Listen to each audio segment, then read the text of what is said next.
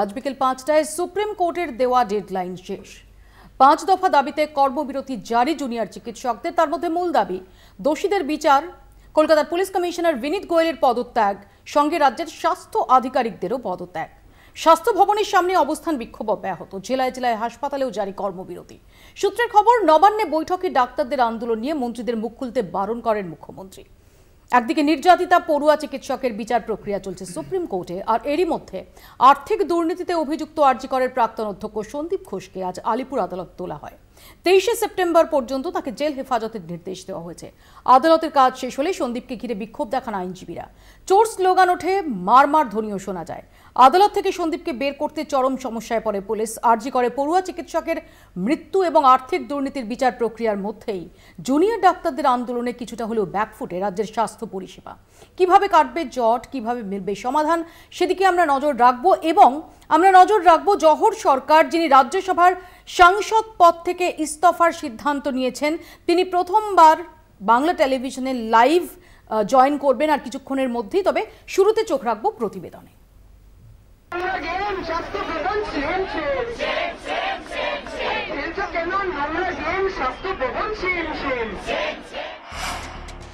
Deadline শেষ, কাটল না জট। কর্মবিরতিতে অনড় জুনিয়র চিকিৎসকরা। আরজি কর কাণ্ডে অব্যাহত আন্দোলন। আগের 5 দফা দাবির সঙ্গে জুড়ল আরও দাবি। কলকাতার পুলিশ কমিশনার বিনীত গোয়েলের পদত্যাগের দাবির পর এবার স্বাস্থ্য সচিব, স্বাস্থ্য অধিকর্তা ও স্বাস্থ্য শিক্ষা অধিকর্তার পদত্যাগ দাবি আন্দোলনকারী জুনিয়র চিকিৎসকদের। কি দাবি আন্দোলনকারীদের? দোষীদের দ্রুত চিহ্নিত করা, অপরাধের উদ্দেশ্য সামনে আনা, দোষীদের দৃষ্টান্তমূলক শাস্তি, তথ্য প্রমাণ লোপাটের সঙ্গে প্রত্যক্ষ বা পরোক্ষভাবে জড়িতদের চিহ্নিত করে বিচার। কলকাতা পুলিশ কমিশনার বিনীত গোয়েলের ইস্তফা। সব মেডিকেল কলেজ, হাসপাতাল এবং স্বাস্থ্যকেন্দ্রের চিকিৎসক ও স্বাস্থ্যকর্মীদের নিরাপত্তা সুনিশ্চিত করা। স্বাস্থ্য সচিব, স্বাস্থ্য অধিকর্তা ও স্বাস্থ্য শিক্ষা অধিকর্তার পদত্যাগ। সোমবার রাতে আন্দোলনকারী জুনিয়র চিকিৎসকরা জানিয়েছিলেন তাদের দাবি না মানা পর্যন্ত তারা তাদের কর্মবিরতি চালিয়ে যাবেন। সেই মতো মঙ্গলবার তাদের 5 দফা দাবি নিয়ে স্বাস্থ্য ভবন অভিযানে নামেন আন্দোলনকারীরা। মুহুর্মুহু স্লোগান, প্ল্যাকার্ড, প্রতীকী মস্তিষ্ক, গোলাপ হাতে করুণাময়ী থেকে স্বাস্থ্য ভবনে যান জুনিয়র চিকিৎসকরা। তবে স্বাস্থ্য ভবনের 100 মিটার আগেই মিছিল আটকায় পুলিশ। জাস্টিস চেয়ে অনির্দিষ্টকালের জন্য অবস্থান বিক্ষোভে বসে পড়েন আন্দোলনকারীরা।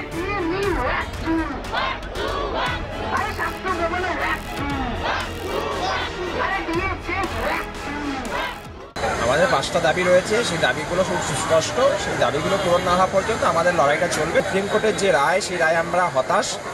কারণ হচ্ছে যে বিচার প্রক্রিয়া যত দীর্ঘ হবে, জাস্টিস যত ডিলেইড হবে, তত জাস্টিস ডিনায়ালের প্রশ্ন আসবে। জাস্টিস সেখানে না পাওয়ার সম্ভাবনা আরও বাড়বে। সেটাই আমরা দেখতে পাচ্ছি এক্ষেত্রেও। তাহলে এটা rare of the rarest case. সেভাবে দেখা হোক, কিন্তু সেভাবে দেখা হচ্ছে না বলে আমাদের মনে হচ্ছে। আরজি কর কাণ্ডে বিচার চেয়ে জুনিয়র চিকিৎসকদের আন্দোলন যুক্তিযুক্ত। তবে এর প্রভাব পড়েছে চিকিৎসা পরিষেবায়। কর্মবিরতির জেরে 24 জনের মৃত্যু হয়েছে। সোমবার সুপ্রিম কোর্টে আরজি কর শুনানিতে প্রধান বিচারপতি মঙ্গলবার বিকেল 5টার মধ্যে চিকিৎসকদের কাজে ফেরার সময়সীমা বেঁধে দিয়েছিলেন।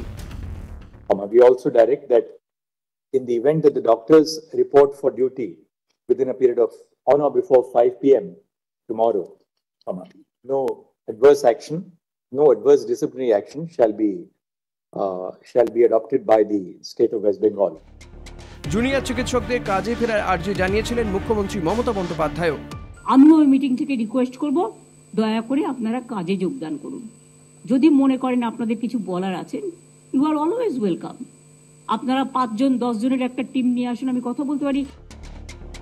এরকম পরিস্থিতিতে ডক্টরস ফোরামের সদস্য পুণ্যব্রত গুণকে ফোন করে চ্যালেঞ্জ জানালেন কোন্নগরের বিক্রম ভট্টাচার্যের মা কবিতা ভট্টাচার্য। মৃতের মায়ের ফোন পেয়ে অস্বস্তিতে চিকিৎসক সংগঠন।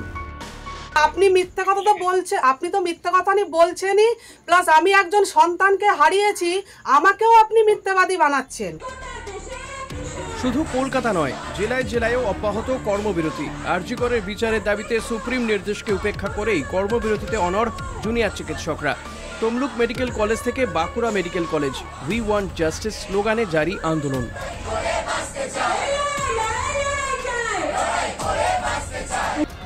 ইমার্জেন্সি ওয়ার্ড ছেড়ে বিচারের দাবিতে রাস্তায় বসে জুনিয়র চিকিৎসকরা। একের পর এক বিনা চিকিৎসায় রোগী মৃত্যুর অভিযোগ। নৃশংস ধর্ষণ ও খুনের ঘটনায় প্রতিবাদ, বিক্ষোভ মিছিলে রাত জাগছে বাংলা তথা দেশ। কবে মিলবে বিচার? কবে কিভাবে কাটবে এই জট? এরপর রাজ্য সরকার কি পদক্ষেপ নেবে, নজর গোটা দেশের। কলকাতা টিভি।